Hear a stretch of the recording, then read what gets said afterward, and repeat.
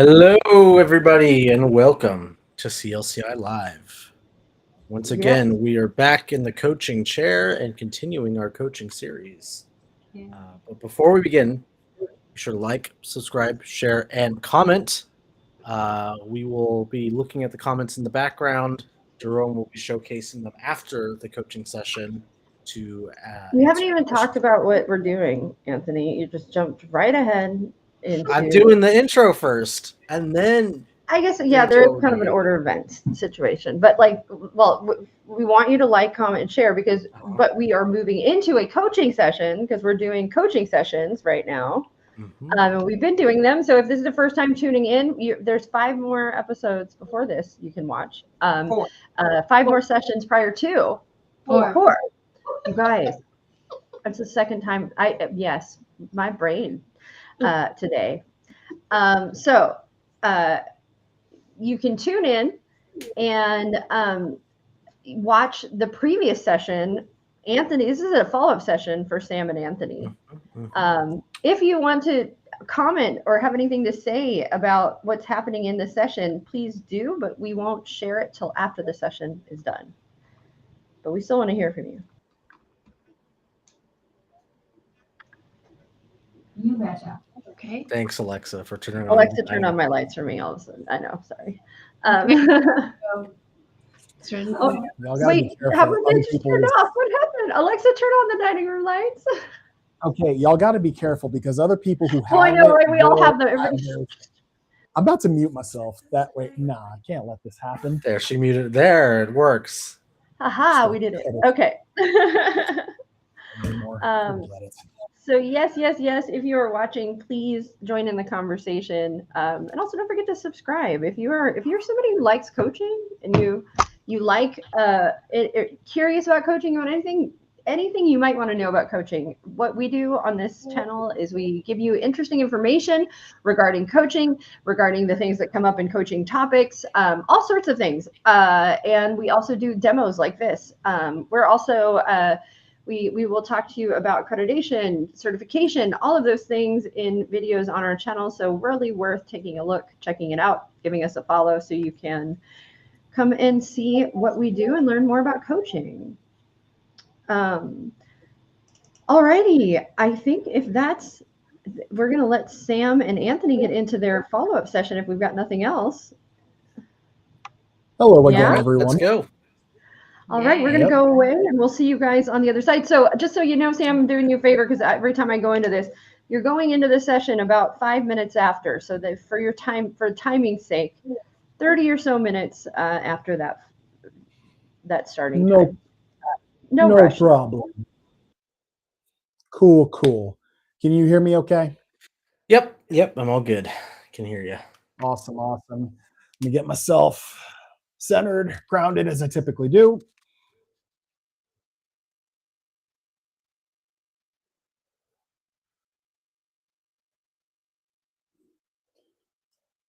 And here we go.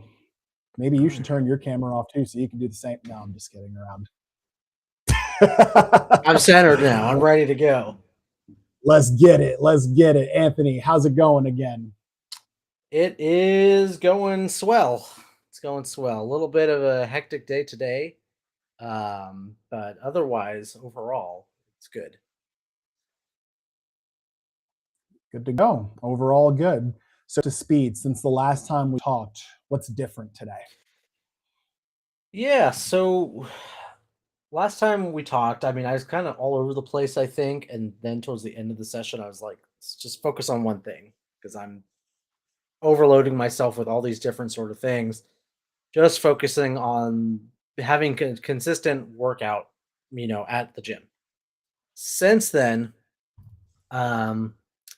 been doing a push pull leg routine, so 3 days a week. Been doing that consistently since then, so like about 8 workouts in. I'm feeling pretty good about that.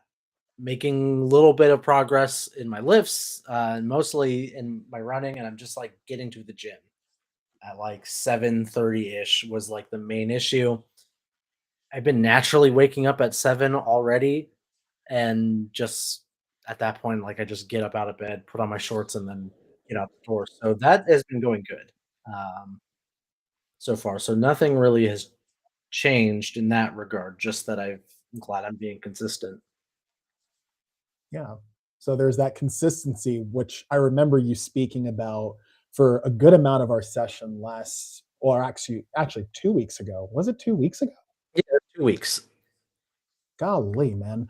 Well, hearing Mhm. that now, all that said, just curious, what are you learning about yourself having gone through that these last couple of weeks? What have I learned about myself? I think just making a public declaration make things a lot easier. It kind of motivates me to be like, when I'm in bed at 7 in the morning, like I could just stay in, but it's like, well, I told people I was going to do this, and I told Brooke that I was going to do this, so I've got nothing else. I'm not going to go back to sleep at this point because I'm already awake at that time. So I might as well just get up and go, and then I can worry about the quality later, which I have been thinking that a lot of it is just consistency over quality. The quality I can live with a bad quality workout, or but being inconsistent was my main goal. I think I've been good with that. Would like the quality to go up. Today was a little bit challenging in terms of just like I was literally at the bar doing overhead press, and in between sets, I just like put my head down on the bar and like close my eyes for 5 minutes, so it looked like I was probably asleep.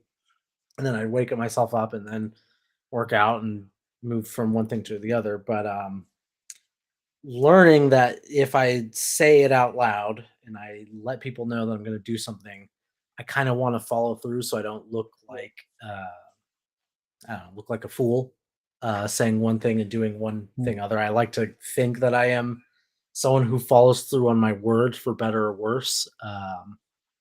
So that's probably something. Maybe it's not new that I've learned. I've kind of always been aware of that. I don't like flip flopping, but it sort of reiterates that that's like a way I motivate myself is by being consistent with my word. Yeah, there's that motivate word. Same thing from a couple of weeks ago. You remember Mm. speaking about sustaining that motivation regardless of how you feel. And I heard a connection between your motivation and that public declaration. Like once you say it, you want to stick to your word. Yeah, So not so much something new that you've learned, but it's something that at least you're recognizing is in front of you right now. yeah, and I Am I would hearing all that right? yes, and I wouldn't even go as far as saying that's like a benefit or quality of mine, like, it's a good thing 'cause it has worked out against my better interests in the past, like, it's just the way that I am that it probably stubbornness where I stick to a goal, I try to stick to it even if it's not ideal for me or there are better ways to do things, um, so that's just something to keep in mind as well, that, like, I shouldn't just stick to a goal because I said I would stick to a goal, I need to actually think logically and strategically about if it is the best way of going about something or should I be flexible for change. I don't think this instance I need to be flexible for change because it's working for me. Um, but it's Mhm. always in the back of my mind. Got it. Got it. So then for our session today, what would you like the focus to be? So it's related to I guess the total body fitness, exercise, health and wellness sort of thing. It's mostly about eating this time. It's my belief that eating and nutrition is the other half of the exercise thing, and I could be great consistent with my exercise, but if I'm not consistent with my eating routine and my nutrition, I'm going to stall and not see results and probably get discouraged by the fact that I'm not progressing how I want to. So I need to work on both. Um, and I've been neglecting how I eat and my weight and my calories and the amount of protein I've been getting. Um, so that needs some fixing. I need to get that into a consistent pattern as well, which is a little bit more challenging um, just with the lifestyle because I can work out by myself and just do that. The eating is a little bit mixed up with what food is just in the house and my own self control. So I would like to Mhm. work on that and be coached on just like, what my goals are like with calories, essentially. Calories and protein. Yeah. Heard calories and protein a couple of times. So just to make sure I'm hearing this correctly, we're wanting to address, or rather, you're wanting to address the other half of things. You've got the workout piece, at Mhm. least in some order, but now it's all about the nutrition piece. Yeah. I'm hearing you say that's what you want to talk about. Yes. Okay. Share with Yeah, share with me what's important about discussing that today. Discussing it today so that tomorrow I'm gonna keep it nice and relevant, or I guess imminent. I don't want to project like 5 months into the future. I want to think about tomorrow, and then tomorrow I'll worry about the next day. Is tracking the calories and working towards the goal of losing weight and building muscle. Have a little There's a little thing in there, and I'm trying to work out if that's even a misguided goal or not. But what I did earlier before doing this was I went to my total daily energy expenditure calculator for my weight and height and exercise activity. To maintain what I have, I got to be at 2,777 calories a day. If I want to cut, which is what I would like to do while still building muscle, I need to cut out 500 calories a day, so around 2,200, with about 170 grams of protein. I feel as though if I want to lose weight, mainly body fat and visceral fat, but also increase my lifts and increase my cardio, because I'm working towards a 5K right now, run from doing nothing. I feel like I'm threading the needle and really making this difficult for myself. Um, and the reason why, um, I don't know, I'm asking your thoughts and opinions on this too, is that typically when you want to increase your strength and your muscle, and your cardio, you have to eat at a not a deficit, but you need to eat more calories than your maintenance. And if you want to lose weight at the cost of losing muscle, and possibly, having a bad attitude for that day and having some uh, sleeping issues, being a little bit grumpy, being a little bit more tired, you cut calories at a deficit. And trying to cut and also build something is very difficult. So, what do you think? Like, do you think that's a reasonable goal, or should I maybe just worry about cutting or worry about, you know, gaining and building muscle? That's what I'm kind of confused about. Well, there's a lot that I'm hearing here. I'm curious, what's the answer you want me to give you? Would like to hear that it is completely doable and it is not difficult. Everywhere I've looked in my own experiences, it is a difficult balance to maintain. I'm not saying it's impossible, um, but it requires being very strict with the diet. Um, Stricter than I am comfortable with, and maybe my partner is comfortable with, because that means maybe not eating the same meals together, and me going to a strictly chicken and broccoli and whey protein diet versus our shared meals that I cook. So there's a little bit of a timing issue as well, since I typically cook a lot. I would be cooking separate meals for her and then my own meals during the day, and trying to have like a little food divorce. I don't want to call it that, but um, and then being strict on like snacks and other things like that. Um, so it is possible. It just requires more dedication. Probably more dedication than is needed at this point, since I'm like restarting my fitness journey. So I have to get through like the early plateaus and get my beginner gains. And I'm probably overthinking it at this point, is what I'm starting to realize. It's not that big of a deal. that I need to worry about. Maybe I just focus on cutting. If I lose muscle or if I'm kind of in a bad mood because of the calorie deficit, that's okay. But that's kind of the direction I'm leaning towards. If I went the other direction and I was like, you know what, let's bulk up, my doctor might kill me at that point. I do not, I don't have the temperament nor the spirit to sustain a heavier uh, or greater BMI.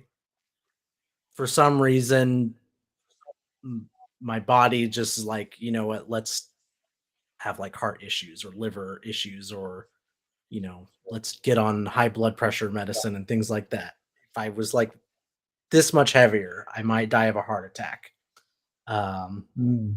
so I'm not cut out uh, to try to bulk at this point at this body comp. So I think I need to, for my own health, if anything else, I need to lose the weight.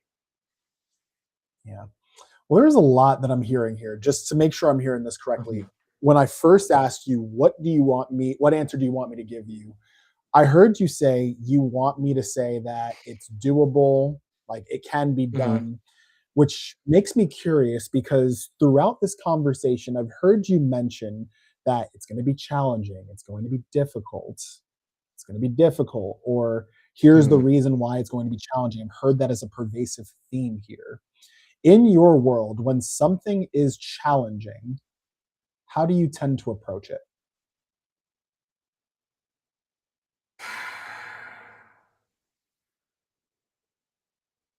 It depends. I think in this historically in this specific scenario regarding the eating, I just ignore it. I just, it's not a challenge. Don't worry about it. I'll eat what I want. I'll try to eat normally during the week and I'll have my cheat days on the weekend where I don't, think about it too much. I'll have some like supplements that help me feel a little bit more full throughout the week and just sort of go with the flow, whatever. If in this instance, if it's a challenge and it's too much for me to try to micromanage, then I'm just like, it's not important. Um, I got other things I can worry about. Um, at the very least, with that way of thinking, things haven't gotten worse. I've maintained a stable kind of shittiness for the past few years, to put it that way. It hasn't gotten worse, but it hasn't gotten better either with that way of thinking. I would like it to get better. And like I was saying last 2 weeks before, like I've got this sort of upwelling of, motivation from wherever. And I'd like to get it nailed down now so that I am maintaining a good habit. So the next time I'm not feeling so good, I at least have a new baseline to work with. So instead of eating, what this calculator is saying, 2,700 calories a day, my new baseline, no matter how I feel, is around 2,400, 2,300, 2,200 ish. And I can get to that point without even like thinking about it. That's my new baseline of, you know, what I consider shitty or good. And then I can work towards the next goal. I'll probably be at a new body weight, new body composition, new set of lifts that I'll maybe kind of be okay with for a while. And then I'll get a new upwelling and motivation and be like, okay, let's work towards this new goal and do other things maybe. Maybe not be so concerned about, you know, my health, because it's mostly my doctor at this point saying I have to, make some adjustments before I turn, later into my 30s and 40s. Yeah, totally. So with that, since I'm hearing that if you're seeing something as challenging, at least historically, you'll think it's overwhelming and just, you know what, I'll ignore it. And then in Yeah. essence, there's going to be this baseline, as I heard you say, this baseline shittiness that you're going to maintain, where it's not necessarily getting better, but it's not necessarily getting worse. But it's also not, in Yeah. essence, if I'm hearing this correctly, serving you in the sense where you can accomplish the next goal, or rather set the next goal and the next goal, and not have to Mhm. worry about your doctor getting on to you for your Yeah. health. So I'll ask this question again. What's important about discussing this today for you?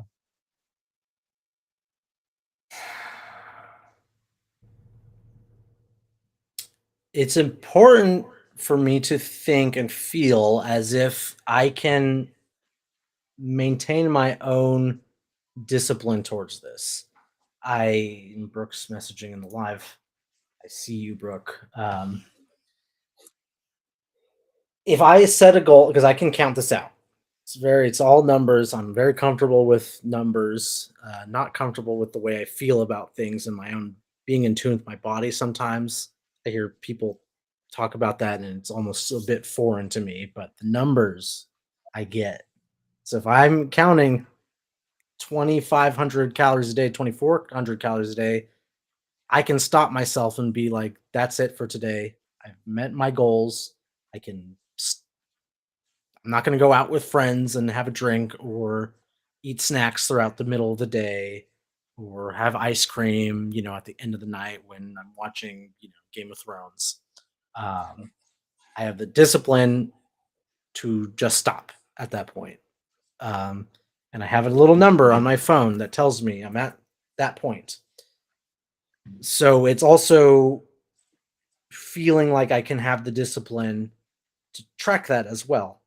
Um, which means I need to eat less during the day. And what I mean by that is having a consistent breakfast, lunch, and dinner that I can track those calories and plan for it. Because if I eat snacks during the day, then it's just sort of out the window at that point. I don't know what is going in my body, and then I'm flying off, by the seat of my pants.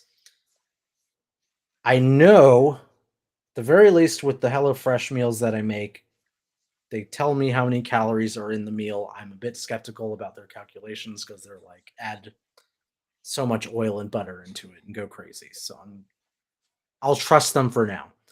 I know what the last meal in the day is going to be calorie wise.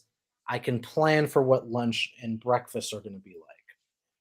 So what is important in this session, I know I'm being long-winded, so I'll get back to it. What is important in this session is that I can trust myself to track this and plan this out every day and set a budget for my calories and my protein intake. And I have the numbers right here. It's literally in front of me. I need to have 171 grams of protein and 2,200 calories a day. It's essentially running a budget for the household in terms of money, but it's my own household in terms of food. Definitely, definitely. So when this session started, you wanted to address the other half of your piece, which is the eating. The Yeah. importance of it is, I heard you explicitly call out having the discipline to follow through Mhm. on the numbers you say here. I heard you say not so much not so much the body piece, but the numbers piece you're a little bit more comfortable with. So the importance Mhm. here is the discipline associated with saying, I'm going to have this at this time, and this is going to be my last meal of the day. Things like that. Is that what I'm hearing here? Yeah. Yeah, absolutely. Okay. So then when we're done with our conversation today, which by the way, I'm going to briefly break the fourth wall. I heard our host say 30 minutes or so. This will definitely be the or so. But back to me. When we're done with this conversation, what'll most let you know was the best use of your time?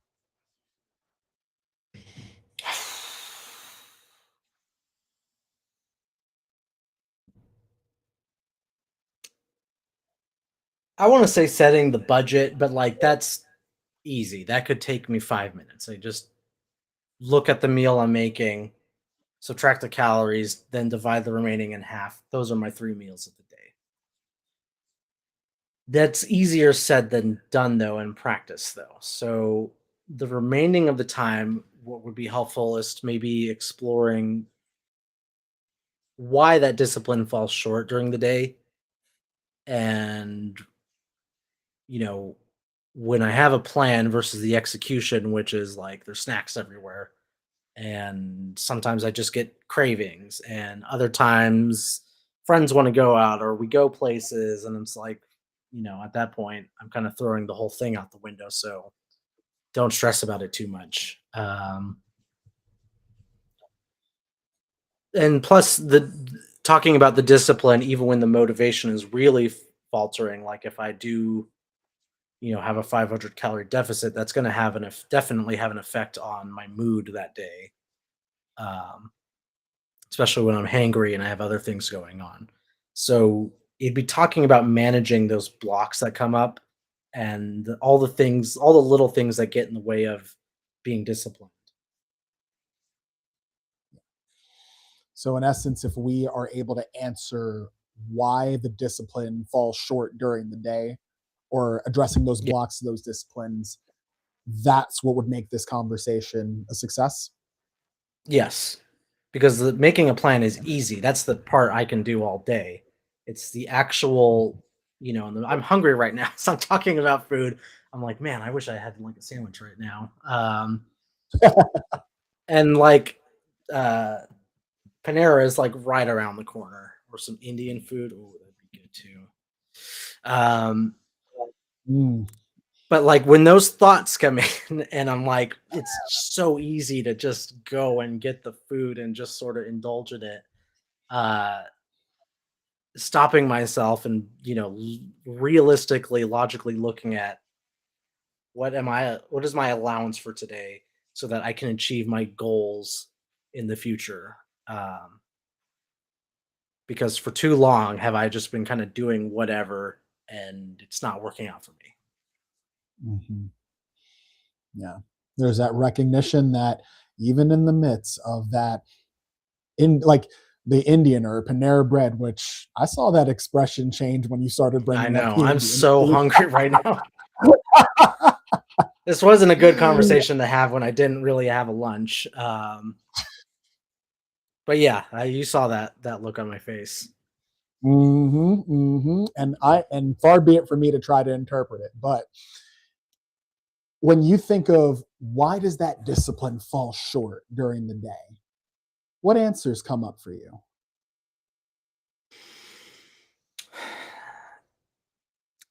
It's not my natural temperament. I think that's one of them, because when I made that analogy towards like setting a household budget, I have a natural temperament to be pretty frugal with my spending. Um, and I'm constantly, monitoring my spending, or like whenever I think I want something, I always sit with it and I'm like, let me sit with it for like 5 to 10 minutes or like a day, see if I really want it or not. And then I, probably saved a whole bunch of money by just doing that alone and just sort of holding off.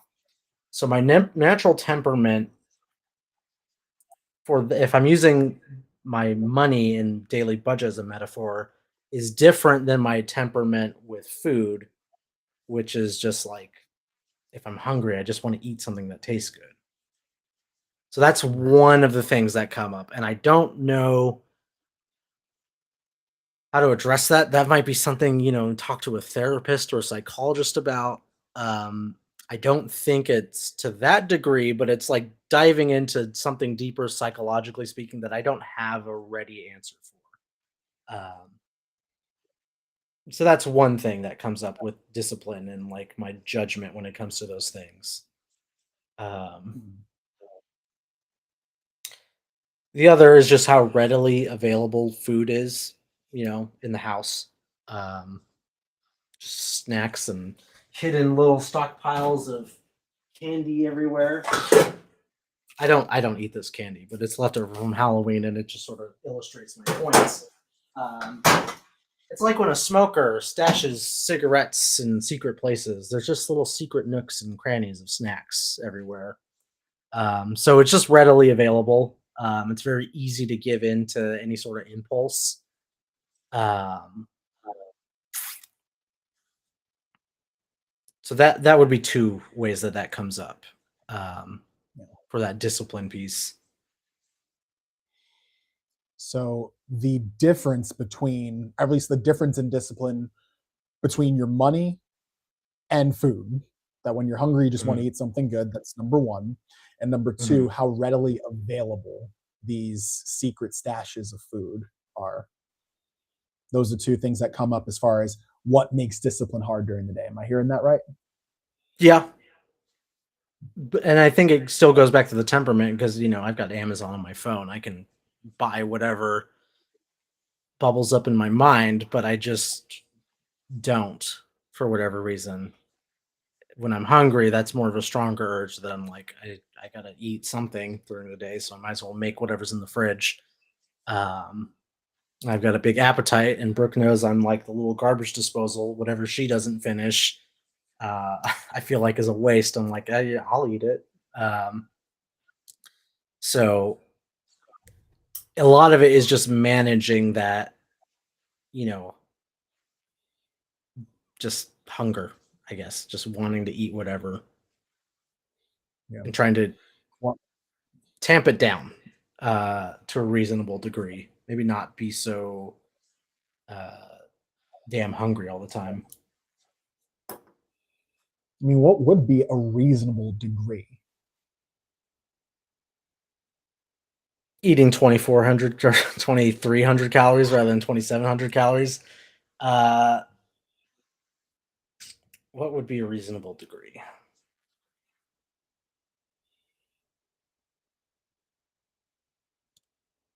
Maybe just adjusting what I've eaten because I've noticed this has worked a little bit. There's like a fiber supplement called Metamucil that if you eat, 2 teaspoons in a serving, it helps with fullness. So I've been doing that. I've kind of fallen off this week on it.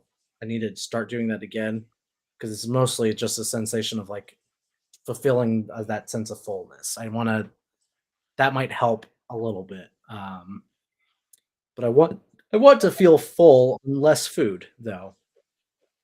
I want to be able to eat little tiny meals and feel full, and then I don't have to worry about eating anymore. Some little tiny meals, like you're wanting to eat that. What's getting in the way of that?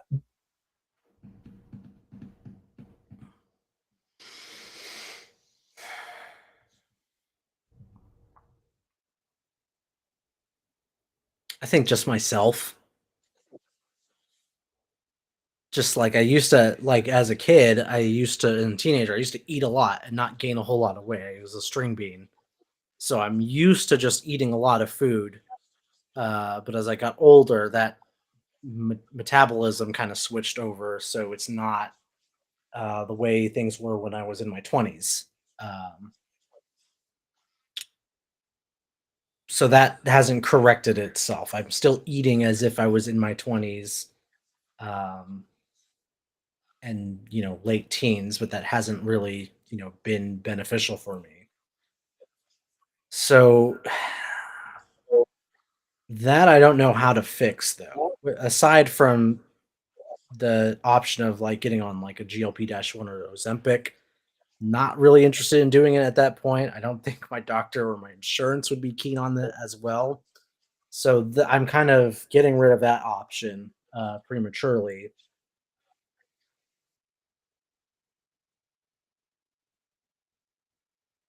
Yeah, I'm not too sure how I actually manage and fix that aspect, uh, in tamping and managing that desire. The numbers part is easy for me. I feel like I can probably be disciplined enough to see the number and just be stubborn and stop eating. In practice, though, during the day, I'm going to have to struggle between that and just doing whatever it is I want. So we'll have to see on that.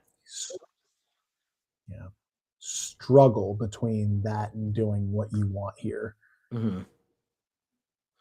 And there was something else that came up too. Struggle versus do anything else you want. The struggle between And then I doing. also know. Oh, yeah, go on. No, I'm sorry about that. Please Oh proceed. yeah, the struggle between doing what I want and whatever it is my urge to do at that time versus what I know is good for me, the numbers in front of me, and it's laid out super logically. Like it is the easiest plan in the world to follow. Um, I feel like I have a harder time with the workout, going to the gym.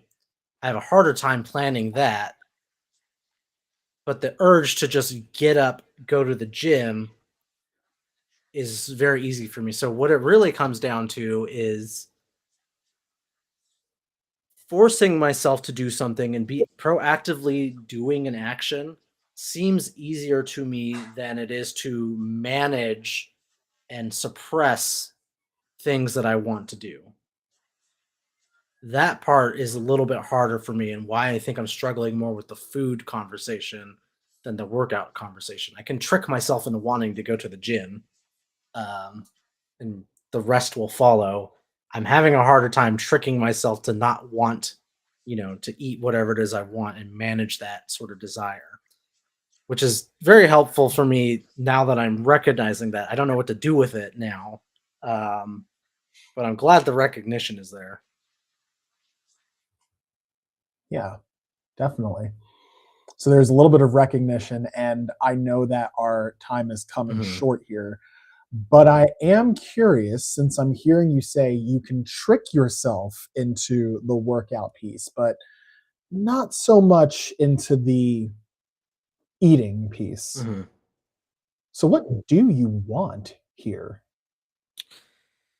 I'd like to trick myself into seeing that eating 2,200 calories is something that I get to do rather than I need to stop myself from eating 2,700 calories.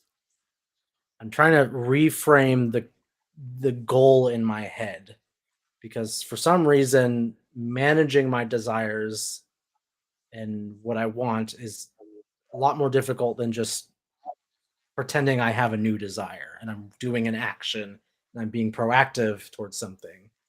Um, I think that answers your question, right? Hey, how do you feel about that answer? Feels good.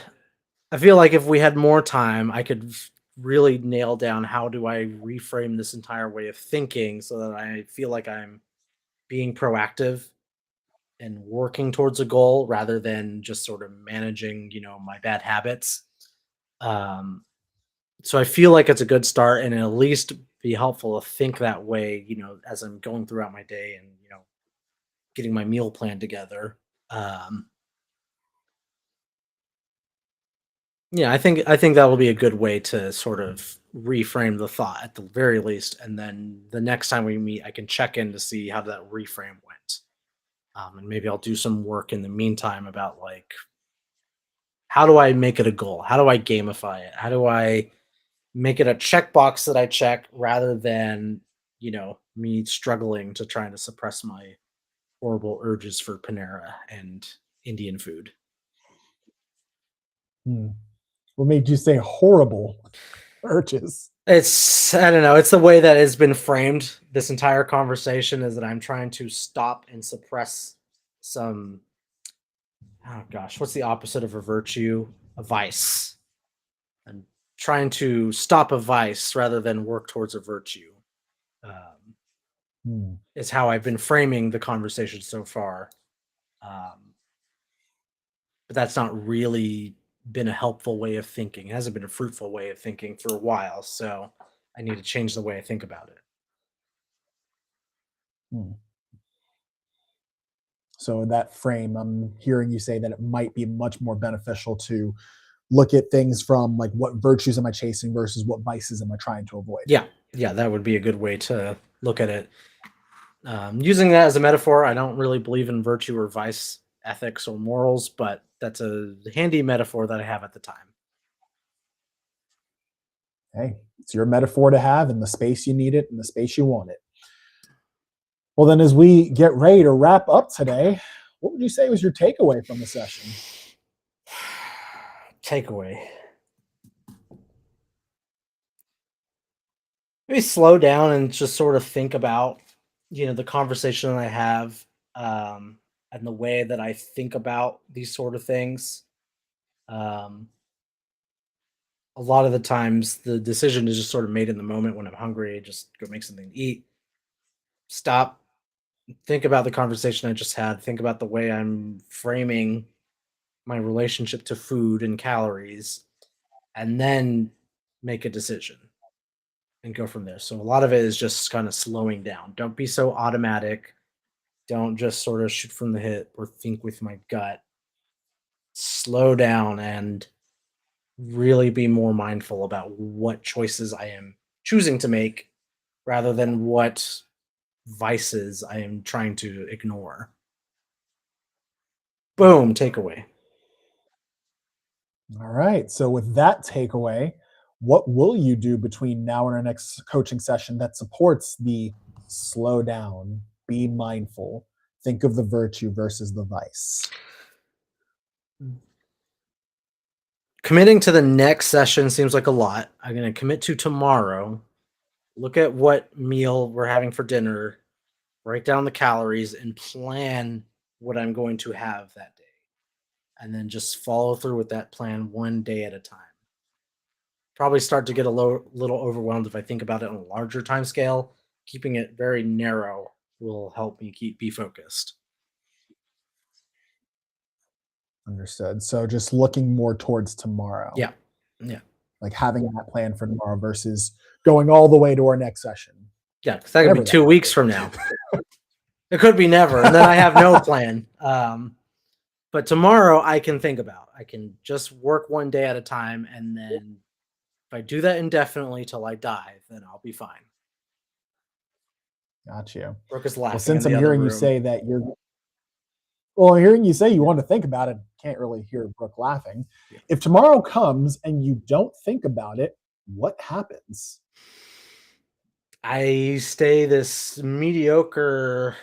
I keep living this mediocre life and mediocre goals and having this mediocre physique and physical health, and probably have a less than ideal uh, health situation going on until the next time I meet with my doctor.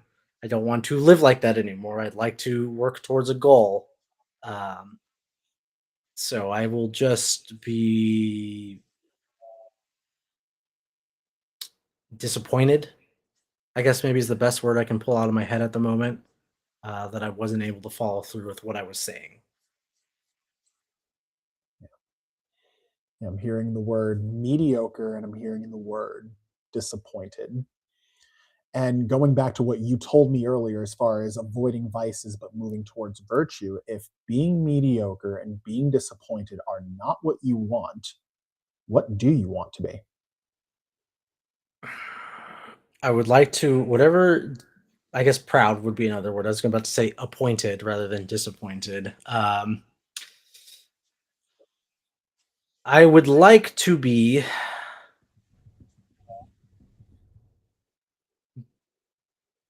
trying to, the words are like trying to untangle them and themselves in my head right now. Instead of mediocre, I would like to be great. I'd like, it's a bit egoistic, but I'd like some sort of greatness in, my discipline, my physique, my health. I'd like to feel great rather than feel sort of mediocre and middling, on an emotional level and like a physical level as well. That I've achieved something that not many people accomplish in their lives. Um, yeah, I think that would be it. It's a little bit selfish, but I'm fine with sounding selfish in that regard. So, being great, Mhm. that's who you want to be. So, then this action plan of thinking about it tomorrow, how closely does it support that desire to be great? I think it supports it. It's small. It's incremental. It's not, like I'm changing my entire way of living and way of thought, but it's doing small, trackable, easily confirmed things that will lead to hopefully larger changes in the future. And I trust that it will lead to larger changes in the future, um, both towards my goal and my way of thinking about, my relationship to food. So that's the little bit of faith I have, is that if I make these small changes, it'll lead to greater changes, over the course of a year or 2 years or 10 years. Hopefully, the rest of my life. By the time I'm 60 or 70, I'll still be active and healthy and happy and physically capable of doing things that maybe my peers aren't able to do anymore because they chose to do otherwise. Yeah. So this thinking about it supports the greatness that you want to be in an incremental way. Yeah. So this is something that supports your end goal. Yeah, Got it. absolutely. All right. All right. So then how complete does this coaching session feel today? Feels pretty dang complete. We went a lot longer than anticipated, but I feel like we've definitely covered everything. Good. Then with that said, I look forward to hearing more about how it went next time we meet. I don't know if that's going to be next week or that's not going to be next week. I'm teaching a class. Who knows? I'll just send you my calendar. You'll see in our huddles, you'll see this glow about me of happiness and success, and you'll know that I've maybe All right. All right, everybody come back.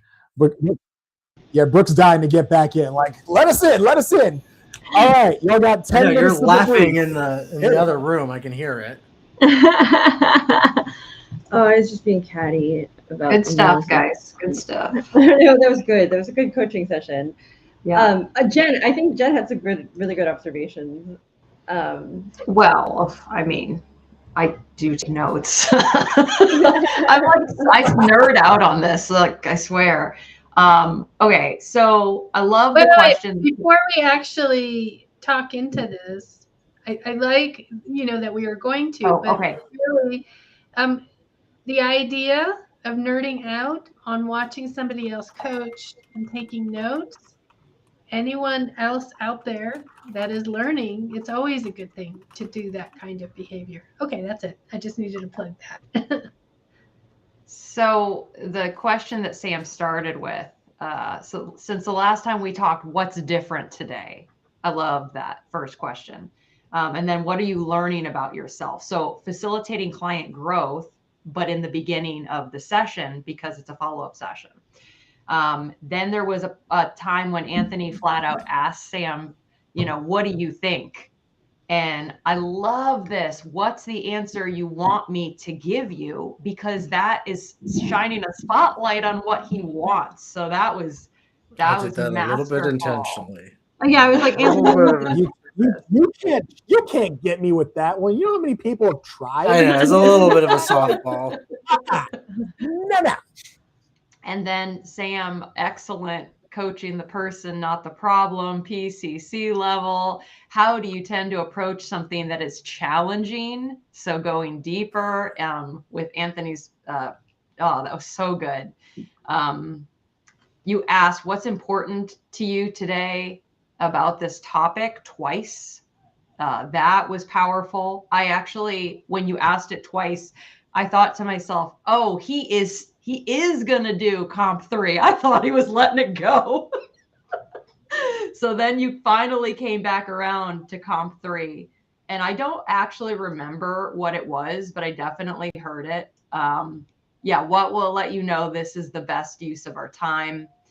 And then Anthony asked a rhetorical question. Why does my discipline fall short? And Sam just, boom, gave it right back to him. What answers come up for you? Perfect. You guys both talked at the same time, and Sam yielded to the client. Excellent. Definitely, that is the way to go, to be client-led. And then Anthony responded and said, if that answers your question. And Sam, again, turned it right back to Anthony. How do you feel about that answer? That was so good. And then I loved, my favorite part of the whole session was the support question you asked in Competency 8, facilitating client growth. You said if tomorrow comes and you don't essentially do what you say you're going to do, what happens? And it brought him to really get clear on what he doesn't want. And then you were able to have that Cartesian question moment of what do you want? And that was just a beautiful wrap up. So once again, very impressed with Sam's coaching. Thank you. I'll speak to that last part for a moment.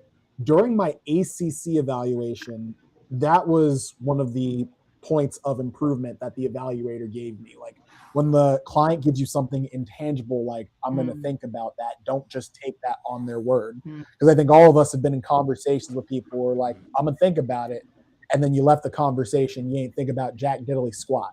So in a coaching context, when you say I'm going to think about it, even with things that are tangible, I want to know, are you giving me the right answer or are you giving me a real answer here? Are you giving yourself the right answer? Or are you giving yourself a real answer? And by asking that question, I found in my coaching sessions, we get to what's real. Like I've heard clients shift their action plan just by asking it. It's like, if tomorrow comes, the next week comes and you didn't do it, what happens? They're like, well, nothing really changes. Well, how effective is this action plan really for you then? Something like that. It's great. Yeah. Thank you, Jen. Truly, I appreciate all that feedback. Yeah. I want to know how that felt for Anthony. Good.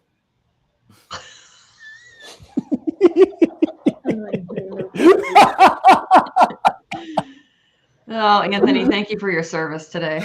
Yeah, you're welcome. How it felt? No, it felt good. It always feels like it's hard to have 30-minute coaching sessions, especially when you're coaching at the PCC level.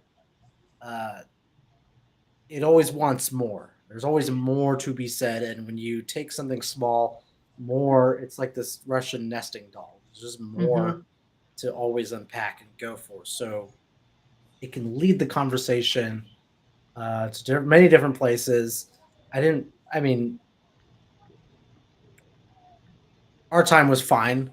I didn't feel like we were going over or we were taking up a lot of time. But I was also mindful of the clock a little bit, so I might have been unconsciously leading. I mean, I guess I am leading the coaching session since I'm the client, but so that's one thing. But it felt good. Feels like I have a mindset and way of thinking going forward to address this goal that I'm trying to solve. That's supposed to support the other goal that I have, which was going to the gym, maintaining that routine, and melding the two. That felt good. Yeah, go on, Brooke. I think that Anthony should keep coaching. I feel like it takes him a little while to start to get to those thinker moments, but then he starts getting there, and I just feel like if he kept coaching, it would just be tremendously beneficial for him. He would learn a lot about himself, and I think it should happen. Well, now I'm never gonna do it. Oh man, You ruined it. Darn it. So I wanted to notate some things as well. I have the same notes that Jen brought up, so I won't repeat those. The couple of things I noticed in your noticing is that you noticed his expression. And the expression, you didn't label it, that you just acknowledged that his face had a body language experience. I appreciated the ability to do the dance of reflection in such a more concise way that you didn't need to feel like you needed a whole bunch of repetition kinds of things. But you also had a client that didn't need you to do that as well. Right. Yeah, and I have all the same things Jen was bringing up. It's a good, really coaching the person, really good at following the client's lead, not interrupting, and then that moment that you both collided, you gave space to Anthony to finish. He was using a lot of rich words, divorce and dedication and those kinds of things. It wove its way here and there into your language back to him, which helped him to dig even a little more deeply into what he was sharing. So thank you, both of you. Thank you, Anthony, for being the client, and Sam for being the awesome coach you are. Thank you. I can tell Brooke did not like the Thank food y'all. divorce comment. Thank you, Sam. I told him already we can have a food divorce. I think he's crazy because the food I'm picking is healthy, but that's okay. I just need That's a heads what up so I she have to get a thinks. secondary plan. Jerome, though, what are your thoughts? We don't want to forget Well, about you there. Jen kind of stole my favorite part of the session, which was where Sam, you asked about, you said, what answer do you want me to give you? But I think one thing that Jen didn't mention is I think that was you, Sam, and Anthony that were coaching 2 weeks ago. And Sam has something similar. And he said, what question? He had 2 questions that Anthony kind of posed to him. And then Sam asked, which of these 2 questions do you want me to ask you? So I thought that was Yeah. just like a really cool contrast to see where those went for both of those different questions. Yeah, I remember that. I'll get Sam one of these days with my questions. Yeah, I'm wondering. Yeah, I'll trip him up Good one luck. of these days. Good luck. Um, I've had some interesting client experices. I knew you were battle tested tired, there. Sam. I thought you might give his answer back. I was like, no way. No, Sam handled that. I No probably way. panicked in that He moment. ain't gonna do that. Good. He was ready to go. Yeah, no, very impressive. It was, of course, I took the entire session personally because of the topic. So it was hard for me to like focus in on the coaching because I was just really truthfully complaining about everything Anthony was saying in the background in my head. So Yeah, it was actually here's another difficulty with coaching in this very specific situation because I can hear Brooke around the corner breathing. I know, and I tried to be quiet the whole time. Peeking through there There's one giggle. shaking her fist and You can hear me shaking my fist. Yeah. No, you can't. That's typically why I don't coach with sponsors in the room. I will say though, like what I appreciate a lot though is that we're able to get him to motivators and like to get him to tap into those motivators and start to think about that. And I think that it was just scratching the surface. And that's one of the reasons I was like, I would love for him to keep coaching, is because I think it was scratching the surface in the way he is looking at the food, right? And the way he's looking at his approach to food. Because in my mind, I'm hearing he's approaching and you want so bad because he's right here. I just want to tell him, do this. What's wrong with you, right? No, but that's not what a coach does, right? So impossible for me to do, which is why we don't coach the people we know and love. So it was really neat to see Sam in a very coaching way and graceful way get Anthony to uncover what is motivating him, the way he looks at things and the way he approaches things, and he, whether he realized it or not, switching from making that connection of I'm just eating whatever I find to or being miserable about suffering through what he has to choose versus, okay, wait, if I change that motivator to something else, instead of thinking about I'm going to suffer through whatever it is I have to get to something more positive, might be a better motivator for him. And I thought that was it was great that you got him there, because that's not easy to do with Anthony. So I'm yay, because I don't think any amount of telling Anthony would work. But I think Anthony trusted Sam in this process. And I think that was the more, I think I'm not trying to take away from what you did, Sam, but I think Anthony finding someone that he's comfortable with, trusted, and Sam didn't speak a whole lot. He was really right there and being a thought partner in the experience versus needing to try and lead it or take him somewhere. Yeah, Sam has definitely built more trust and good faith than you have, Brooke, with me. Well, that's funny. Thanks, honey. So that's not true. Well, it might be. Who cares? We'll see. Do y'all need to be couple coached now? No, we're fine. No, the fact that I don't think, also, Lisa, you're like, I don't want to take that away from you, that it was the trust.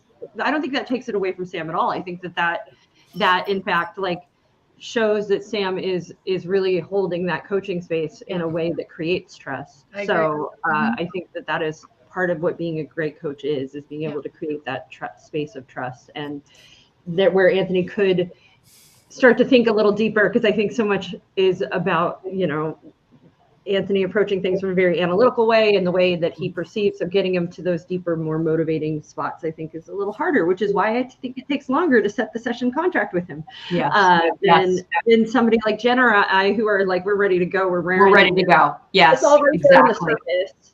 Sam has to uncover a lot more stuff before he can get to the meat and potatoes.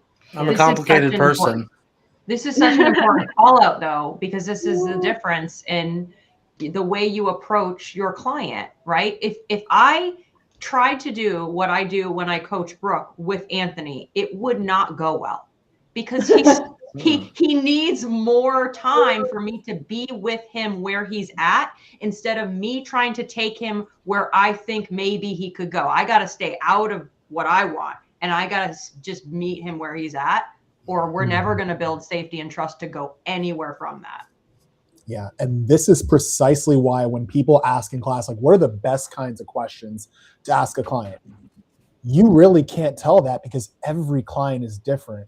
They come with their own behaviors, dispositions, attitudes, emotions inside of a coaching session. Even the same client from week to week would respond favorably to what's going on today, and not so favorably if you ask that same question because of whatever the heck happened from session to session. So if there are any prospective coaches, any coaches that have gone through 101 or 102 watching this, always remember that the best question comes from the relationship that you are building with your client, not from a book, not from even some of the questions you may have heard me or Jen or Brooke asking in their coaching sessions. Be with them. I promise you the right questions are going to come. Yeah. All right. I think with that, we will wrap it up. Thank you, Sam, for coaching me and helping me come to some insights. And if you came to some insights as well watching Sam coaching, be sure to take our Coaching 101 and 102 classes, where you can coach as effectively and feel confident in your coaching skills as well, just as much as Sam does. So thank you for coming, John and BB1 Crimson, for participating as well. And be sure to like, subscribe, share, and comment. And we will see you guys next week with some more coaching.